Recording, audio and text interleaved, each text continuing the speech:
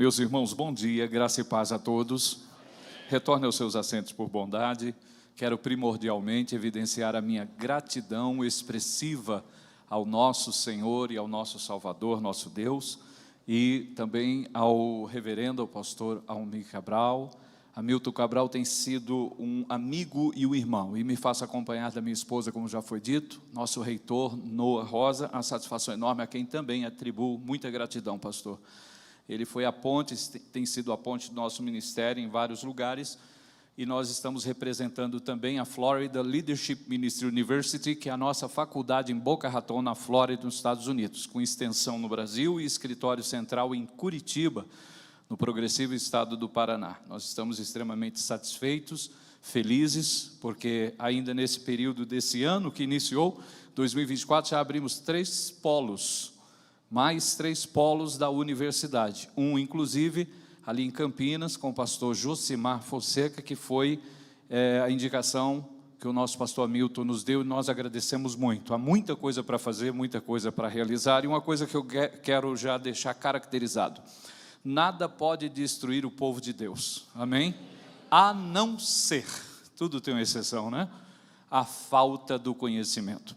Então, nosso trabalho, ele é baseado, infiltrado, integrado em ensinar, em ministrar, em formalizar. Então, a Florida Leadership Ministry University trabalha com esse empenho totalitário de formação. Existem 5 ministérios, irmãos: apóstolo, profeta, evangelista, pastor e mestre. Dá para ver no dedo. Jesus tinha um ministério apostólico, então ele é tudo em todos. Ele é, sempre foi e sempre será Deus. Profeta é aquele que aponta e diz assim, diz o Senhor: crede os seus profetas e prosperareis, e não havendo profecia o povo se corrompe, diz a Bíblia. O evangelista é o dedo mais saliente, é o que apregoa boas novas de grande alegria. Sabe ganhar almas, mas não sabe gerenciar rebanho. Aí vem o pastor para gerenciar o rebanho, administrar o povo. E o mestre é o menor. Diga, é o menor. É onde entra, onde os outros não entram. Vai dar academia, formação. O evangelista ganha vidas para Jesus e fica empolgado. O mestre olha para as mesmas vidas e diz assim: meu Deus, quanta gente para discipular, quanta gente para ensinar, mas fui chamado para isso e vou desempenhar com o melhor que eu tenho e fazer com amor. Esse é o trabalho da FLMU, formar discípulos integrais em Cristo. Então, aqui atrás, falaram para mim que vou colocar aqui também um código QR, e você pode se inscrever. Já temos um polo aqui. Quantos podem dizer amém? Amém? Graças a Deus por isso, e nós louvamos a Deus, porque já começou algo divino, integral e de forma totalitária, pedagógica e, sobretudo, bíblica, para agraciar, acrescentar, agregar na vida dos irmãos. Estou muito feliz aqui, estar pela primeira vez neste lugar abençoado, muito lindo, e hoje até essa temperatura evidencia a mensagem desta manhã. Você crê nisso? Antes de abrir a Bíblia, a palavra de Deus, que é a nossa base, nossa estrutura, nossa bússola e nosso guia, eu gostaria de apresentar o material da própria faculdade, Liderança Transformadora. Tivemos um seminário aqui, abençoado. Este livro, eu não tenho mais do que 100, estão aí fora, fala justamente do tema abrangente que já foi colocado para esse ano 2024, nesse abençoado e magnânimo ministério. Então, o Espírito Santo está conduzindo todas as coisas. Esse livro, realmente, por si só, na sua temática, já fala aquilo que nós estamos compulsando. Diga, transformação. E a motivação vem depois da transformação. Vem depois. Primeiro transformação, depois motivação. Pessoas motivadas não necessariamente estão transformadas, mas pessoas transformadas estarão sempre motivadas a fazer o melhor e dar o melhor. Também, como distribuidor de conhecimento, irmãos, eu trouxe pouquíssimos pendrivers com mais de 6.500 livros, toda a enciclopédia do Dr. Champlin, 2.000 estudos bíblicos, versões da Bíblia, estará lá na livraria à sua disposição. Nós somos pessoas distribuidoras de conhecimentos, porque sabemos a necessidade que isso carrega. Queridos, eu gostaria de, nessa manhã, de uma forma muito espontânea, dar uma nota para Deus. Não é pelo que Ele vai fazer, não, que vai ser talvez maior do que o que Ele já fez em nossas vidas, mas pelo que Ele exatamente já fez. De 0 a 10, qual a nota que você daria? Você lembra de uma época que a gente falava, rapaz, você é 10. Era uma forma de elogio, de primazia, de dizer que a pessoa era uma pessoa completa, ou que exercia muito complemento na nossa existência. O número 10, gematricamente falando, é o número de governo. Se você vai ali em Londres, onde habitamos, vai na Downing Street, que é a rua do primeiro-ministro, ou ministra, quando é mulher, né? É sempre o número 10 que está lá. Uma coisa curiosa, quando a gente vai estudar na escola, a gente volta empolgado nas primeiras aulas de matemática e diz assim: mamãe, papai, vovô, titio, titia, hoje eu aprendi a contar até 10. Não fala 11, não fala 12, não fala 5. Eu, nas minhas primeiras aulas do idioma japonês, eu queria logo aprender a contar até 10. E aprendi. Ich, ni, san, shi, go, ro, hit, hat, kuju, shoyo koto ni tsuita desu ne. Ware ware ningi to iu akarimasen, kokoro wa ningi to iu akarimasen. São saudações em Okinawa. Não é língua estranha não, irmão. Pode ficar tranquilo. O 10 é o número de governo. Quando um craque se destaca no futebol, a camisa é número 10. Agora você vai para o nosso alfabeto, é curioso isso, A, B, C, D, E, F, G, H, I, é a 10ª letra, é J, de Jesus. Ele teve um pai também, a gente chama de Jeová. Ele se batizou num rio, o nome é Jordão. Ele habitou numa nação onde a capital até hoje está lá, Jerusalém. Ele foi justo, ele também teve uma nacionalidade terrena, judeu. Quem está ministrando agora é Jefferson. Você acha que eu ia ficar fora, né, irmão? Sorria, porque Jesus te ama. Você está sendo filmado. Então, realmente, o número 10 é um número de significância. Sendo assim, eu gostaria de convidar você a abrir o livro, cujo qual eu acho a nível interpretativo e hermenêutico mais difícil, exegeticamente também falando, de se interpretar. Você vai falar, vá abrir Apocalipse. Não. Oséias. Não. Abacuque. Não. Crônicas, também não. Eu te convido a abrir o livro do profeta do Ribeiro, no capítulo de número, Ezequiel 10, irmãos. A Bíblia traça, carrega, integra, possui 3 linguagens específicas e determinativas. A primeira linguagem é a mais fácil, chama-se literal. Isso significa, o jeito que eu leio, eu aplico e vivo. Que a palavra é viva, então não é só para aplicar, estudar ou meditar, mas é para viver. 1 Tessalonicenses 4,17 é um destaque nisso. Orai sem cessar. Entendeu o versículo? Claro. Orai deitado, orai de joelhos, orai na empresa, orai na igreja, orai na escola. Orai. Orai sem cessar é uma palavra literal, e a Bíblia tem muitas expressões literais. Agora depois vai apertando um pouquinho. Tem uma linguagem chamada linguagem de figuras, ou ainda de analogias, linguagem figurada. No Salmo 102, verso 6, há uma expressão de Davi, ou do salmista, dizendo assim: sou como um pelicano no deserto. Claro que ele não é um pelicano, que é uma ave semiaquática. Ele está fazendo uma comparação, usando uma figura de linguagem, falando do seu suplício, e das suas agruras e do seu sofrimento, uma vez que uma ave semiaquática que esteja no meio do deserto, ela está em estado de sofrimento. É uma linguagem figurada. Agora você pergunta para mim, qual é a linguagem mais difícil? É a terceira. Ezequiel vem carregado dela, é a alegórica. Ele já começa dizendo assim: estava eu no 10º ano entre os cativos de Babilônia e tive visões de Deus. Os céus se abriram e eu vi um homem vestido de linho finíssimo descer com um cordel de medir em suas mãos. Ele me pega pelo cabelo da minha cabeça e me arrebata, me leva, me transporta até o rio Lai. Lá, o céu se abre de novo, eu vejo 2 rodas. Elas têm olhos por fora e olhos por dentro. É uma por dentro da outra. Andando eu, diz o profeta, elas andam sobre mim, mas quando eu paro, elas param sobre mim e tem a cor de âmbar. Entendeu? Linguagem alegórica, é difícil. Mas quando o céu se abre é porque Deus quer se revelar, Deus quer se manifestar. E nós temos certeza que isso já começou a acontecer aqui no início do culto.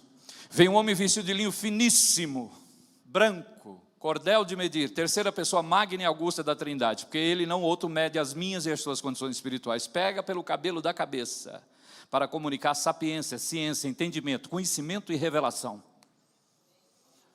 Ah, eu não tenho cabelo. Ele pega pela orelha, mas deixa Deus te pegar. Leva até o rio Lai, porque Deus não trabalha com água empoçada, água parada, que transmite dengue, bactérias, virose. Não, Deus trabalha com rio, irmão. Há um rio cujas correntes alegram a cidade de Deus. Eu e meu pai viremos até você e vai brotar o que? Uma fonte, é um rio que vai dar até a vida eterna. O que interessa para nós é esse rio fluir. Está fluindo aí? Então deixa fluir. Céus se abrem de novo, mais revelação. Rodas, círculos, alianças, ciclos. um por dentro do outro.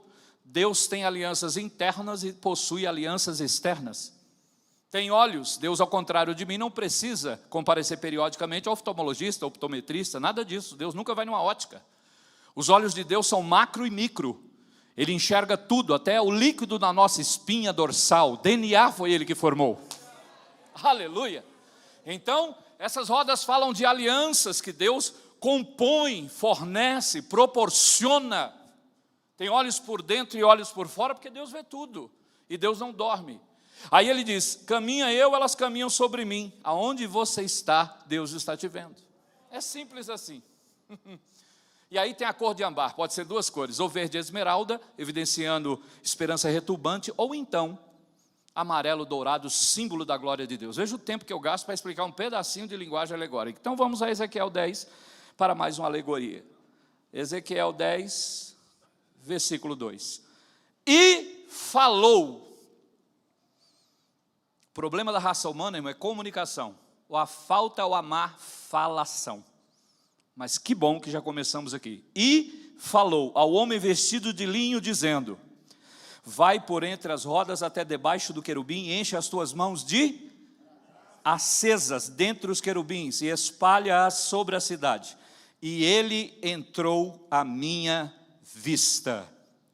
Eu quero tematizar aqui, diga comigo, as excelentes brasas de Deus. Vamos à segunda vez, as excelentes brasas de Deus. Terceira e última vez, só vocês de forma totalitária, coletiva e homogênea. 1, 2, 3 já.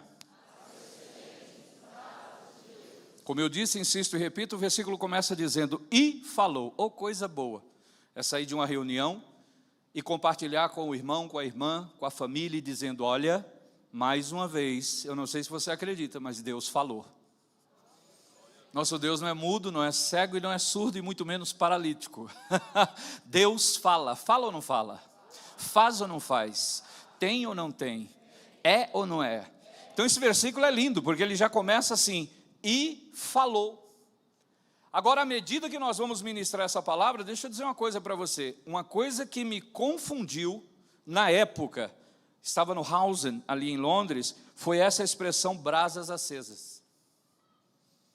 Porque é uma semântica aqui. É como eu dizer assim, irmão, eu estou com sede, me traga água líquida.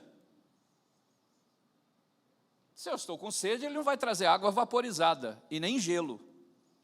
Vai trazer água líquida.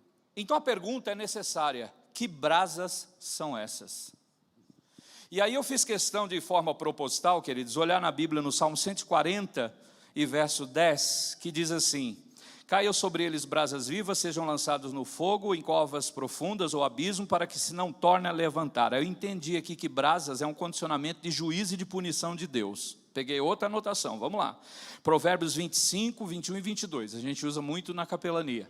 Se o teu inimigo tiver fome, dá-lhe pão para comer, se tiver sede, água para beber, porque fazendo assim, amontoarás brasas vivas ou brasas acesas sobre a tua cabeça. Aqui não é juízo, brasa aqui é galardão, recompensa, presente de Deus. Outra anotação, até poética, Cantares 8 e 6, põe-me como selo sobre o teu coração, como selo sobre o teu braço, porque o amor é forte como a morte, duro como a sepultura o ciúme, as suas brasas são labaredas do Senhor. Olha aí não é juízo, não é galardão, aí está falando do amor ardente, evidente, contundente, contínuo entre um casal, unido genuinamente pelo laço sagrado e consagrado do matrimônio. Isaías 6 e 6, talvez seja o que mais você conhece, que diz assim, um dos serafins voou, trazendo em suas mãos, com uma tenaz, uma brasa viva ou brasa acesa do altar de Deus, e tocou nos meus lábios. Aqui já é purificação.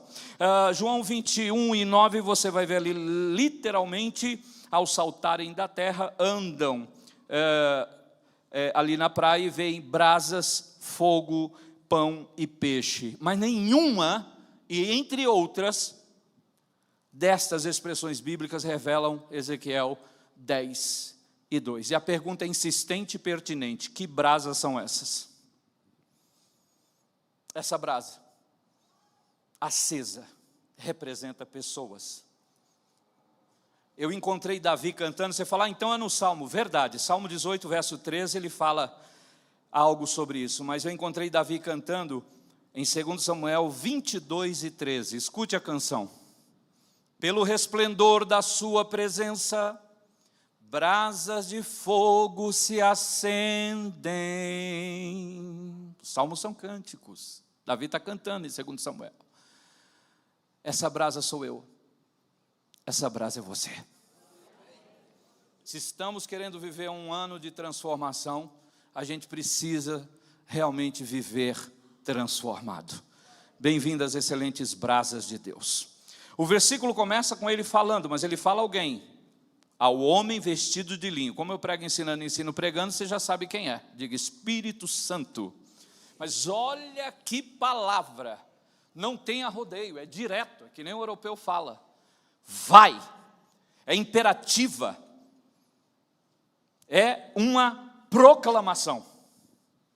Agora ele continua falando, por entre as rodas, aí é uma direção, um apontamento para onde deve-se ir. Debaixo do querubim, aí é uma observação de posição com uma atenção. Por isso que a mensagem está aqui relatando isso. Aí ele continua falando, enche as tuas mãos, não é a mão, são as mãos, aí é uma ação. Aí vem o tema, de brasas acesas, diga uma atenção. E espalha sobre a cidade, permita-me dizer Santo André, aí é uma aplicação. O versículo termina, e ele entrou à minha vista, é uma definição que nós começamos com uma aplicação dentro de uma atenção, com inicialmente uma ação, que não começa aqui porque é necessário uma observação de posição, e com muita atenção, dentro de uma direção que inicia de fato com uma proclamação. Vai. Deus não gosta de gente parada. Eu costumo dizer que nós estamos vivendo a tacoscracia. Tacoscracia é uma palavra grega que está definida o seguinte, tudo isso hoje no mundo, neste presente século, parece só tem qualidade quando a coisa é rápida. Já percebeu? As pessoas estão usando mais o micro-ondas do que o fogão. Na Europa nós temos o fast food, que é a comida rápida. Currículo vitae, que significa currículo de vida no latim, hoje virou currículo da correria. Esse tempo atrás alguém me ligou e disse, pastor Thomas Jefferson, como é que o senhor está? Na correria, né? Vê, a pessoa está falando rápido, ele perguntou e ele mesmo respondeu. Deve ser para ganhar tempo. As pessoas hoje estão correndo. E gente fala, amanhã vai ser uma correria, segunda-feira, olha, domingo, até domingo foi correria. Essa semana vai ser uma correria, e é correria, correria, correria. E eu vou dar um conselho aqui do altar.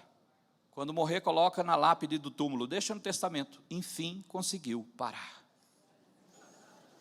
As pessoas olham para o relógio não para saber hoje que horas são, mas para saber quanto tempo falta. E aí eu encontro uma pessoa aí, e de repente fala assim, pastor, estou na correria, novidade. Eu vi o senhor ministrar ali na Igreja Batista Central, eu precisava que o senhor me resumisse, né? Hoje nós estamos na época dos resumos, Mateus, Apocalipse, mas eu só tenho 10 segundos. Olha só, irmão, que desafio. Eu diria para essa pessoa, vinde, ficai e ide. Ainda sobrou alguns segundos para tirar a oferta, dízimo e ainda ministrar a bênção apostólica. O Novo Testamento resume-se nessas 3 palavras, vinde, ficai e ide, vai. Vinde a mim todos vós que estáis cansados e oprimidos e sobrecarregados, e eu vos aliviarei. Disse Jesus em Mateus 11, 28. E a gente que não é bobo nem nada veio. Quem veio? Quem veio? Eu vim. Eu vim porque eu precisava dele. Sem ele eu não sou nada. Aí ele lança uma promessa, né? Lucas 24, 49. Agora que você veio, fica, mas só fica até que sejais revestidos de poder. Lucas 24, 49. E depois, fica parado, cheio de poder, cheio de unção, cheio de conhecimento, vai ficar parado? Não! Ide por todo o mundo e pregai, vai, prega o meu evangelho. Marcos 16 e 15. É o verdadeiro irmão, se mexe, porque já passou da hora. Então ele está dizendo aqui, vai, você quer ter uma vida transformada? Então se mexe mais. Ah, eu não estou me mexendo nada, então começa a se mexer. Porque pessoas transformadas se mexem para transformar outras pessoas. E aí ele fala, por entre as rodas, você já entendeu, roda é aliança. Roda é a conjectura de ciclos. Deus sancionou inocência, consciência, governo humano, lei, patriarcas. Estamos nessa graça, vai vir a milenial, mas o homem tem o costume de quebrar essas alianças, mas ele continua falando. E aqui eu quero fazer um ponto especial. Debaixo do querubim. Querubim é um ser celestial com 4 rostos, porém aqui em Ezequiel, um dos rostos é o culto. É o rosto do boi, é o rosto da águia, é o rosto do leão e é o rosto do homem. São 4 rostos que um ser querubim tem. Mas aqui, o rosto do boi é oculto. Porque o rosto do boi fala de força. Aí ele substitui propriamente por um rosto de querubim. E eu não sei te explicar o que é um rosto de querubim. Eu chamo rosto incontemplável, rosto indefinível, rosto sim, de excelência. Talvez seja aquele rosto que quando João viu, lá em Apocalipse a Bíblia diz, caí como morto. Porque ele se revela a nós. E com isso eu já estou dizendo para você que esse querubim está representando alguém mais forte do que o boi. Mas ele é leão da tribo de Judá. E ele também é águia. E como o homem foi igual a nós, exceção feita no pecado, andou por aqui, viveu por aqui. Eu não entendo esse evangelho, irmãos, onde homens querem ser deuses. No evangelho do Cristo eu vejo Deus sendo homem e resolvendo o nosso problema. Quando alguém diz assim, subirei e serei, ele está em primazia com o rei Léo Benishá, a luz de Deus, filho da alva, na época Lúcifer, portador de luz, hoje conhecido como Satanás. Subirei e serei. Não. Jesus fez ao contrário, descerei e resolverei o problema. E resolveu. Esse querubim está representando ele. Por isso que ele está dizendo, vai por entre as rodas, mas aonde? Debaixo. E aqui eu te levo a Filipenses 2, 9 e 10, porque ele não pediu, ele não exigiu, foi-lhe dado um nome, que é sobre todos os nomes, que já foi cantado e louvado aqui. E ao nome de Jesus dobre-se todos os joelhos dos chanceleres celestiais, e dos eminentes da terra e até embaixo da terra. Permitam-me fazer menção deste hino maravilhoso que fala que o nome dele é sobre todos os nomes. Porque Jesus é mais valioso do que o quadro de Mona Lisa, pintado por Leonardo da Vinci, cujo valor excede os seus milhões de dólares. Jesus é mais alto do que os planaltos centrais da Sibéria da Rússia. Jesus é mais fantástico do que o teatro de Epidauro na Grécia. Jesus é maior do que um homem chamado Johannes Kepler, o criador das leis que regem os movimentos planetários, porque Jesus é criador, proclamador e implantador da grande e fenomenal epopeia bíblica chamada Calvário. Muitos aqui conhecem, já foram ou irão a Roma, capital da Itália. E lá adoram Miguel Ângelo, porque ele decorou a Capela Sistina no Vaticano e a cúpula da Catedral de São Pedro. Mas eu e você decidimos adorar a Jesus Cristo, porque ele ensanguentou a saga bíblica, nos deu certeza de salvação com este sangue. Miguel Ângelo viveu uma juventude de fracassos e de vícios. Jesus viveu uma juventude de grandeza, de poder, excelso, excelente, sucesso total. Morreu, mas ao terceiro dia ressuscitou e está vivo entre todos os séculos dos séculos. Vai embaixo dele. Ele é o nome sobre todos os nomes. Jesus é mais criador do que Maomé, o fundador do islamismo. É mais sábio do que Platão, o filósofo aristocrático da Grécia. É mais conhecedor do que Confúcio, no seu grande apogeu filosófico em Pequim, em Hong Kong, até em Xangai, na China. Ele é mais profeta do que Nostradamus, o astrólogo francês. Ele é mais heróico do que Joana d'Arc, a considerada padroeira francesa. Ele é mais orador do que Sócrates e Demóstenes juntos numa plataforma de eloquência. Ele é mais pensador do que Pitágoras, Voltaire e Sócrates em profundo concílio de meditação. Ele é mais organizador mental do que Sigmund Freud, o criador da psicanálise. Ele é mais libertador do que a princesa Isabel. Aqui no Brasil, século XIX, 1888, mês de maio, sancionou uma carta áurea para a libertação de homens, mulheres, crianças, idosos de epiderme negra. Ele liberta o negro, o branco, o amarelo, pode estar até verde, doente, ele cura, ele tem poder para isso e liberta ao mesmo tempo. Ele é mais apresentador de amor do que Dante Alighieri, aquele que escreveu a Divina Comédia, porque a maior poesia está em João 3,16. Porque junto é a maior afirmação, Deus é o maior ser, amor é o maior sentimento já apresentado, o mundo é o maior grupo, de tal maneira é o maior grau superlativo absoluto, sintético, aplicado e definido, que deu é o maior ato.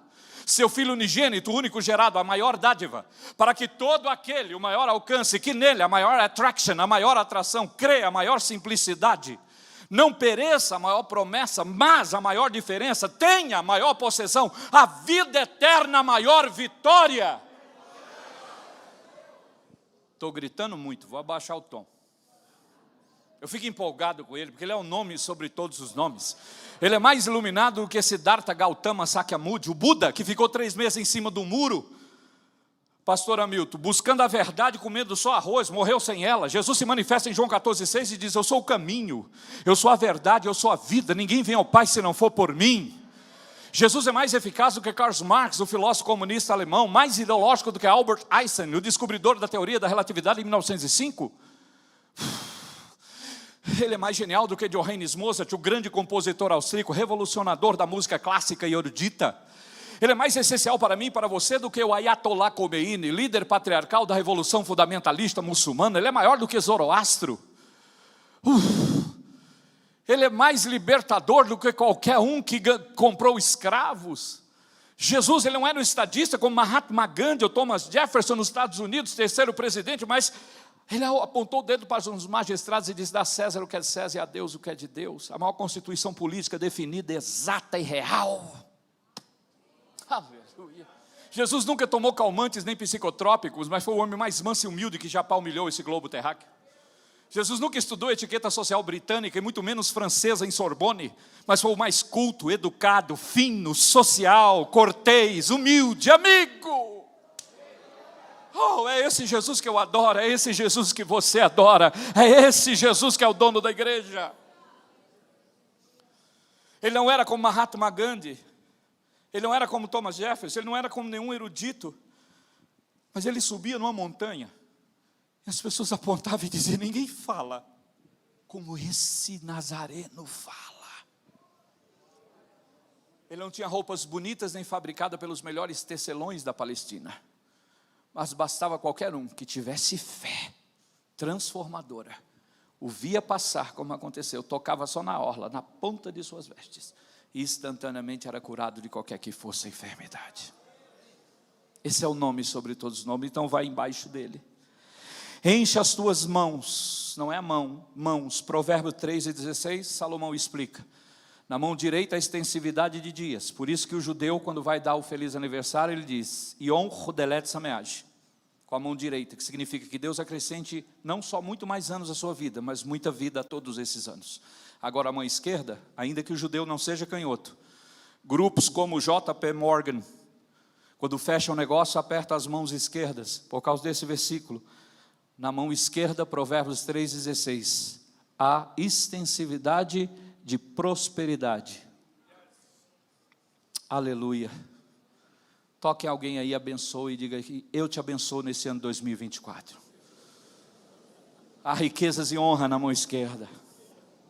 Agora, enche de brasas acesas. Diga atenção.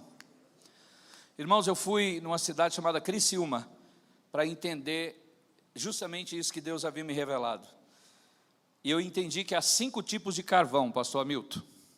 Carvão. Hulha, turfa, antracito, grafito e linhito. 5 tipos de carvão. Mas o versículo está dizendo: não enche as tuas mãos, Espírito Santo, de carvão.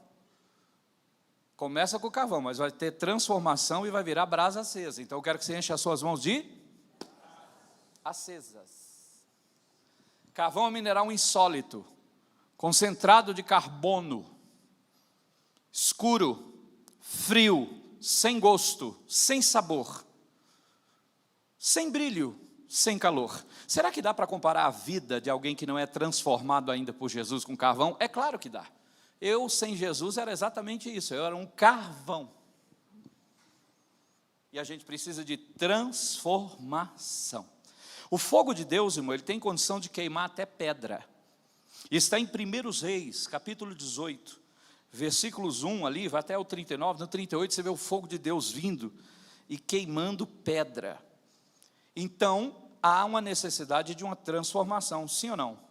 Turfa é um carvão mineral, vocês não usam muito por aqui, ele é de pedra, difícil virar brasa acesa, mas quando vira, difícil é voltar a ser carvão, difícil apagar.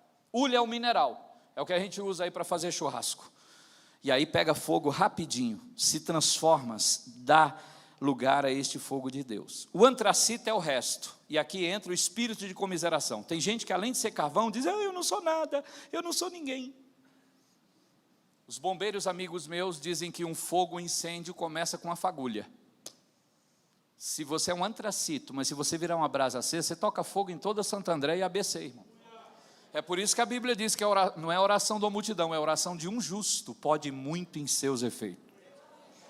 Agora, O antracito tem essa qualidade, mas o lignito é aquele que fica muito abafado, ele tem que ser enterrado, é outra qualidade. Eu vou correr um pouquinho aqui. E o grafito é aquele que, quando escrevíamos a lápis, hoje você está moderno e escreve com a sua lapiseira. É aquilo ali, é o que escreve, é o grafito, o grafite que a gente falava. Só que ele tem uma qualidade peculiar, ele é feito um cadinho que é um balde, onde se coloca prata dentro do forno para derreter. Mas acontece um processo muito bacana aqui. O próprio Deus fala em Malaquias 3:3 que se assentará como um fundidor, portanto ele tem que usar escadinho feito de grafito, esse último tipo de carvão, e colocar prata. Se você é membro aqui do ministério, você é prata da casa, amém? A prata ela tem que passar por 2 processos dentro de um forno. Ela precisa ser derretida em primeiro lugar, depois purificada. Deus se manifesta, insisto em dizer, Malaquias 3:3 ele diz, eu me assentarei como fundidor, porque é um processo. Transformação é um processo. Aí ele coloca a prata, no caso você, dentro do cadinho e joga no forno. Primeiro processo, diga derreter. A gente vai ter que amolecer um pouco mais, irmão, para Deus. A gente está muito duro. E nada melhor do que um forno, para não só nos aquecer, mas também nos derreter. E aí eu também digo glória a Deus, vai ser só eu e ela?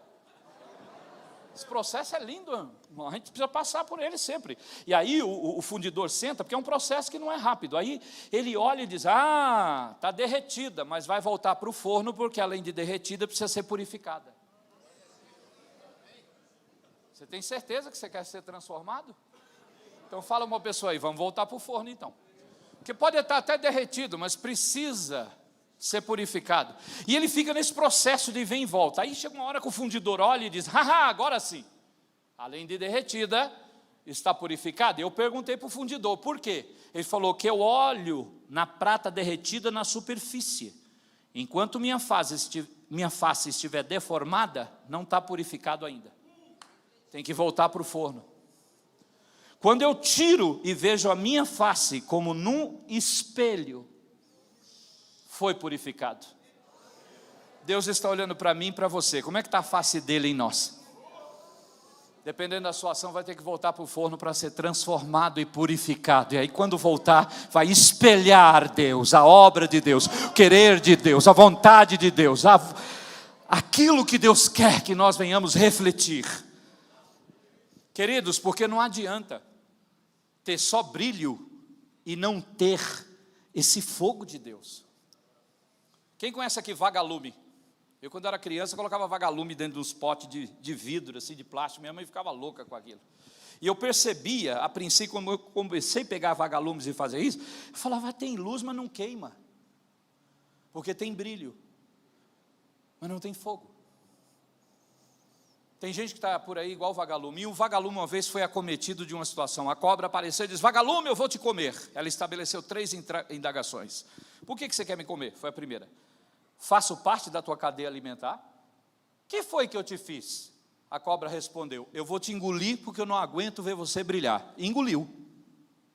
E tem muito vagalume sendo engolido aí. Porque tem brilho, tem luz, mas não tem calor de Deus. Brasa acesa é diferente. A cobra, nesse sentido, é o símbolo do mal do diabo. Se a cobra tentar comer a brasa acesa, ela sabe que vai queimar a boca, queimar a língua e torrar tudo. Então ela não vai se aproximar de brasa acesa transformada. De carvão eu não sei. Teve um irmão aqui, num dos bairros de São Paulo, estava num culto como esse, o pastor estava pregando e disse, eu estou nele, foi o tema. E ele está em mim ou em mim. Alguns falam assim. E ele trabalhava numa siderúrgica, saiu na segunda-feira e gritou aos altos pulmões, com alta voz, porque estava animado, estava remoendo a mensagem do pastor. Ele disse, eu estou nele e ele está em mim. O gerente ali da área era ateu. Eu tenho um amigo ateu. Esses dias eu liguei para ele, falei, você é ateu ainda? Ele disse, sou, graças a Deus. Ó, está melhorando. Está melhorando, vamos continuar orando por ele. O nome dele é Ali. E aí aquele gerente chegou e disse, é por isso que eu não sou crente, vocês são todos analfabetos, estúpidos, não entendem, não estudam. Olha o cara, arrogante, hein? Arrogância chegou ali e parou. E diz, como é que 2 corpos nesse universo ocupam o mesmo espaço? A ciência diz que isso é impossível. Duro que o miserável está certo, irmão. mas todo homem seja mentiroso e Deus verdadeiro.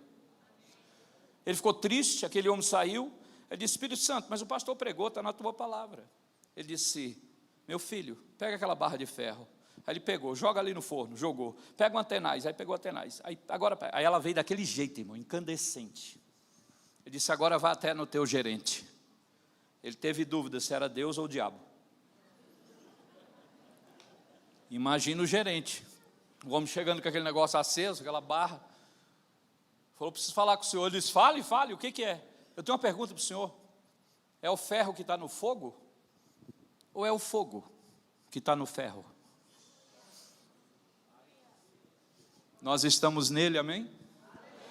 E ele está em nós e realiza a transformação. Nós começamos como brasa,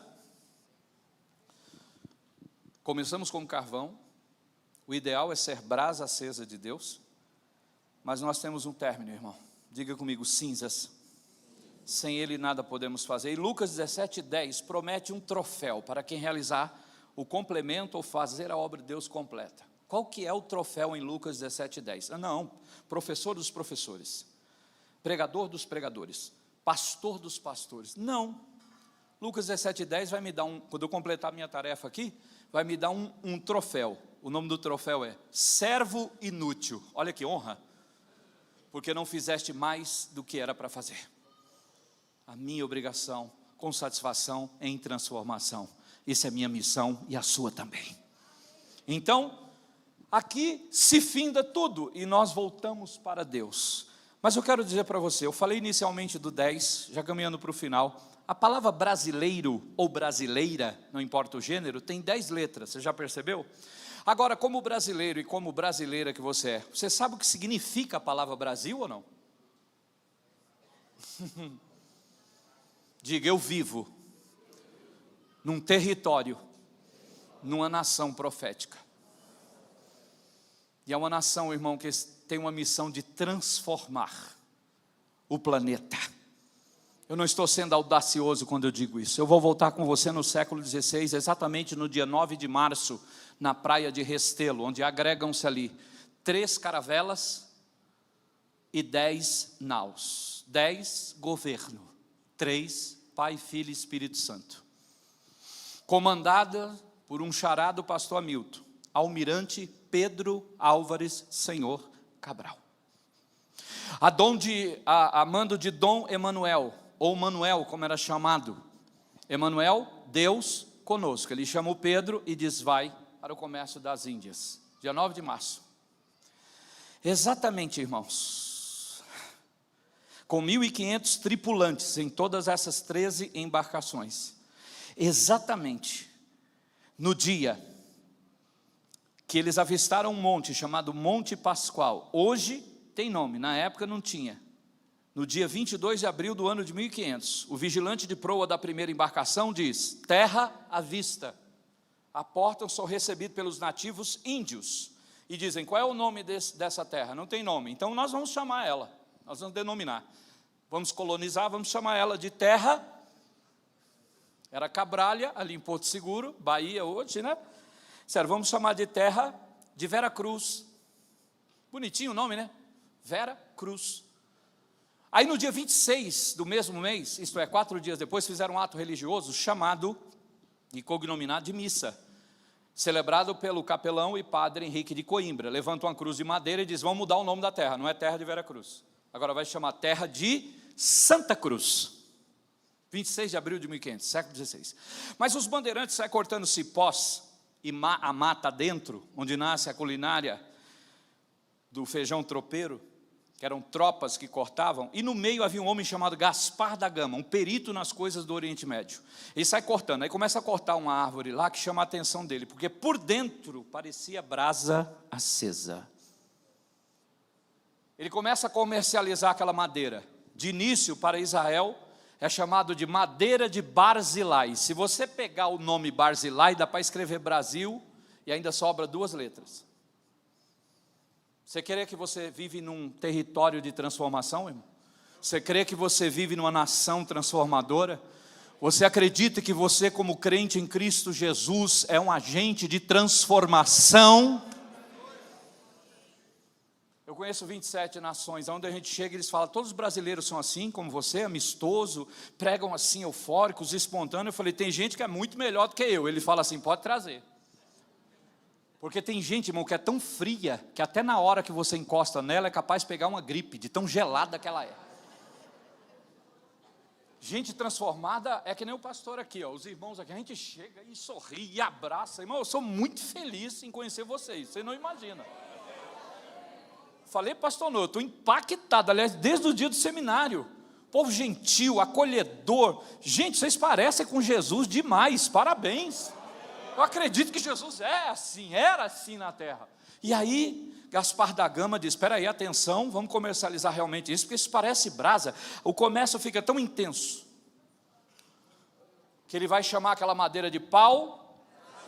A palavra Brasil, literalmente, não é alegoricamente nem figuradamente, significa brasa acesa.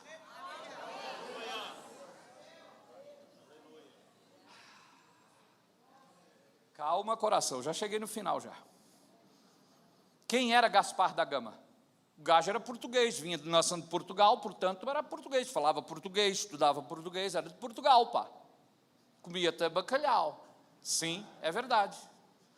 Mas aleluia, eu digo isso com muito temor.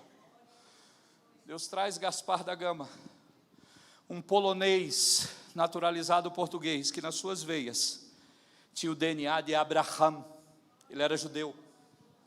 Deus usa um filho de Abraão para dizer não, 1000 vezes não. Essa nação, não. Essa nação não vai ser terra de Veracruz. Isso aqui não vai ser terra de Santa Cruz. Essa nação vai ser terra de brasa acesa para mim.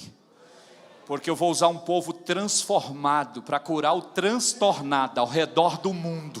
Fique de pé, por favor. Eu quero concluir aqui. Quem era Gaspar da Gama? Um judeu.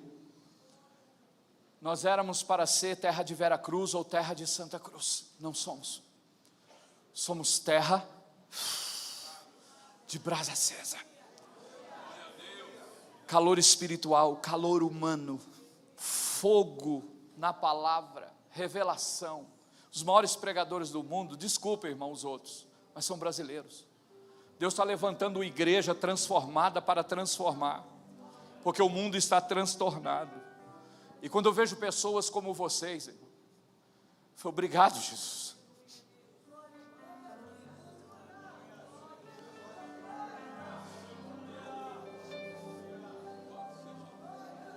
Eu não sabia que poderia existir um ministério nessa dimensão, com esse ardor espiritual por vidas, por almas, por edificação, por palavra. Parabéns, pastor. Parabéns, pastora. Parabéns, obreiros. Parabéns, pastores. Gente, vocês só não são perfeitos porque não chegaram no céu ainda, mas estão chegando e vão chegar. As excelentes brasas de Deus são vocês. E talvez exista algum carvão aqui. Talvez exista ainda pessoas como carvão e disseram, pastor, eu compreendi toda a palavra, mas o senhor não conhece a minha vida, eu estou sob pressão. Diga pressão. Não, pastor, eu não estou sob pressão, já estou no nível pior. Eu estou sobre alta pressão. Eu acho que eu sou um carvão. Você sabia que um carvão, quando sofre uma alta pressão, ele se transforma? Ele vira um diamante. Aleluia! Que manhã de transformação! Você é precioso e preciosa para o Senhor. Essa pressão vai passar. Essa alta pressão vai te transformar. E você será um brilhante lapidado na casa de Deus.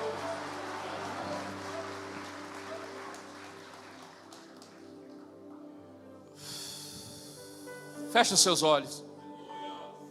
Vamos orar. Pai, eu quero aqui agora te engrandecer e te agradecer pela vida especial que o Senhor planejou nesse lugar. Esse lugar é um lugar excelente de brasas. Esse lugar é um lugar onde a tua churrasqueira foi armada.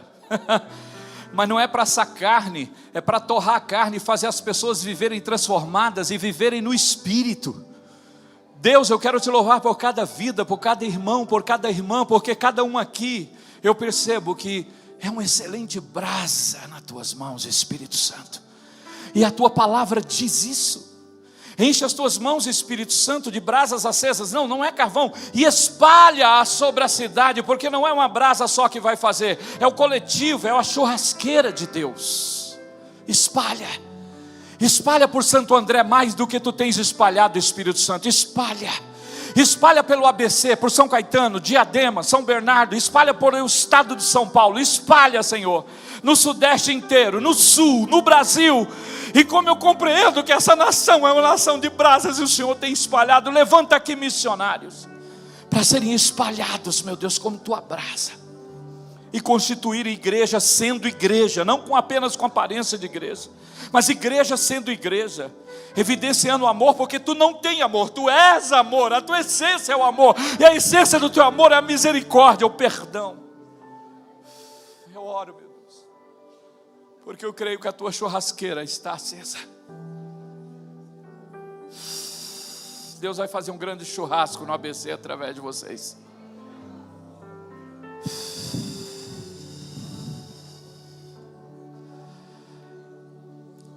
Eu não sou o ministrante que faço muito isso.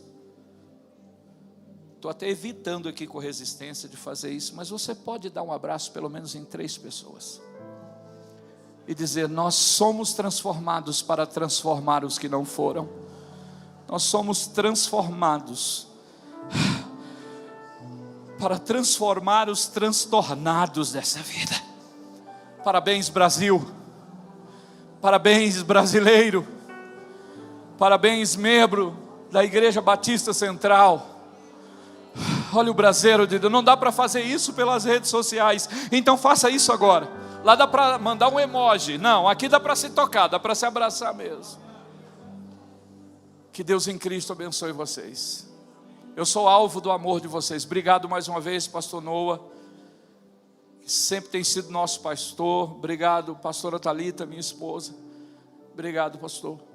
Muito obrigado pela sua vida, pela sua existência, pela existência desse ministério. Continuem assim, porque realmente vocês são bênção na mão de Deus. As palmas engrandecem o nome de Deus.